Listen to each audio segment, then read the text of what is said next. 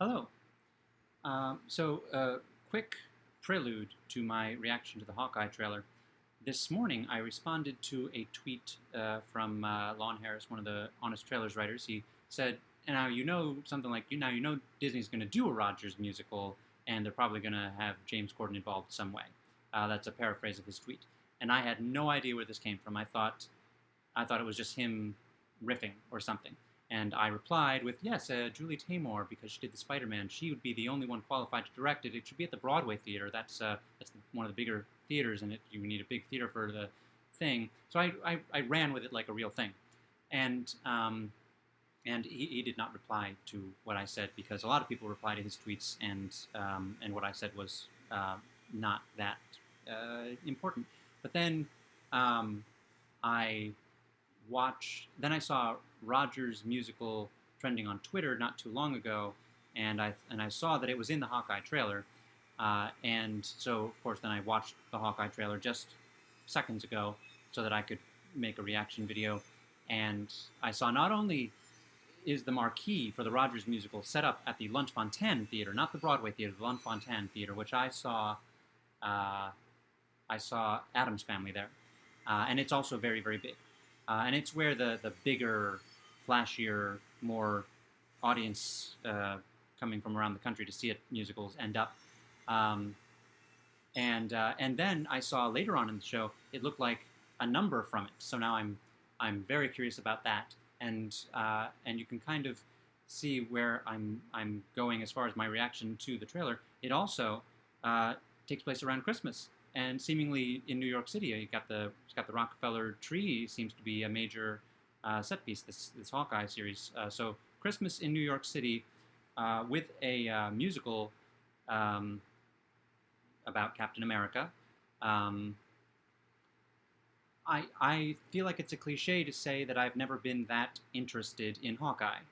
I think he's first introduced in Thor. But you know, I've seen all of the Marvel movies now, but you know, I feel like it's a cliche to say he's never been the one I've been particularly interested in, and he's still not. But his show seems to it has the advertisement, the trailer for his show has more for me in it than any other Marvel or Star Wars show that's been advertised since the advent of Disney Plus. The Christmas in New York thing, the musical thing, and the Hailee Steinfeld. I don't know what her character is.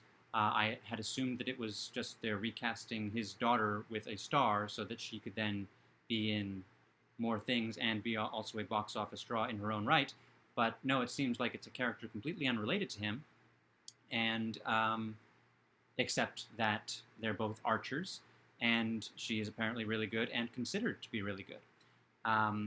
So now she of course right now probably the biggest thing for her is that Dickinson on Apple TV Plus, which I have found very, very amusing.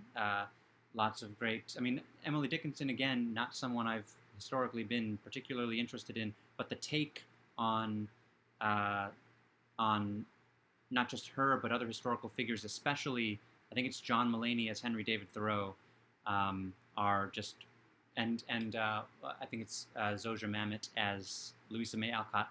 Just the whole essence of the show, anchored by her as Emily Dickinson, is amazing. But of course, she first came to our attention in True Grit, which is to this day my favorite Western.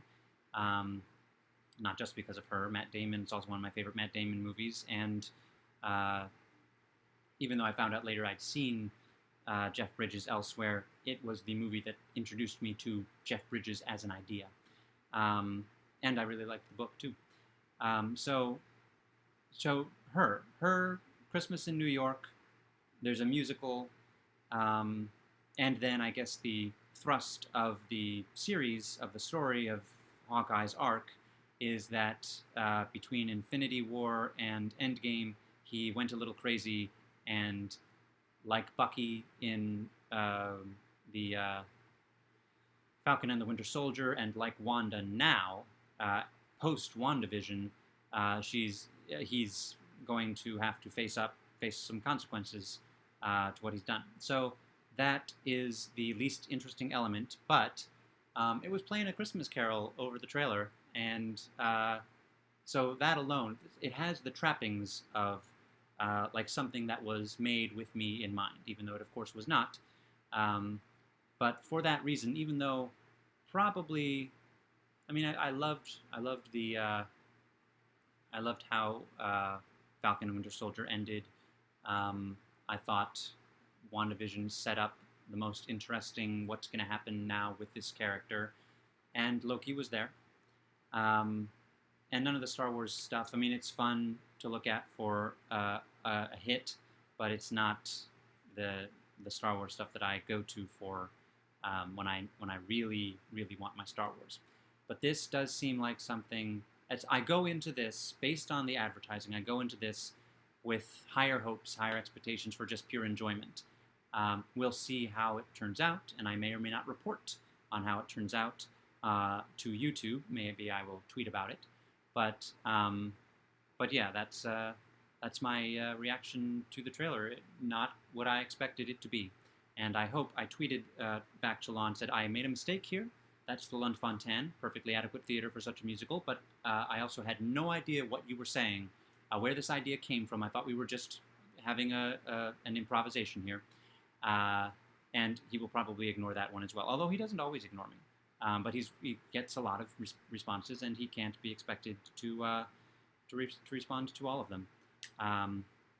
And I still look forward to seeing him on all the Screen Junkies things. And I guess Binge Boys is on a Wednesday release schedule now.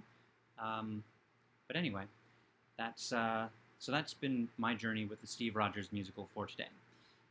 Thank you for watching, and like, subscribe, and do the notifications thing if you like Christmas and musicals.